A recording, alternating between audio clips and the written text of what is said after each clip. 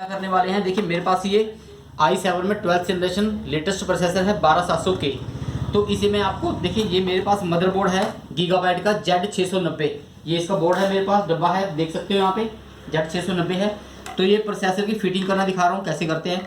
देखिए सबसे पहले क्या है, ये प्रोसेसर है 12700K। इसको थोड़ा जूम करके अभी दिखा दीजिए, यहाँ पे इसकी रेटिंग नजर आ जाएगी। वीडियो छोटा होता है, थोड़ा जल्दी में दिखाना पड़ता है। तो देखिए क्या होता है कि प्रोसेसर के यहाँ पे इसका एरो की बना होता है, और सेम ये जो इसके ऊपर ब्लैक कलर का ये होता है ना, इसके ऊपर यहाँ एरो की बना होता है। तो हमें क्या करना है, इस लीवर को हटा लीजिए, इसे उठा लीजिए।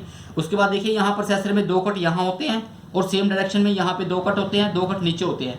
तो आपको ऐसे ही बस इसको कट के साथ कट मिला के और एरो की के हिसाब से इसको लगा देना। इसको आप हटा दीजिए, ये जो फ्लैप लगा हुआ है ये ऐसे हट जाएगा, राइट। इसको ऐसे पुश कर दीजिए, ये हमारा प्रोसेसर लग गया।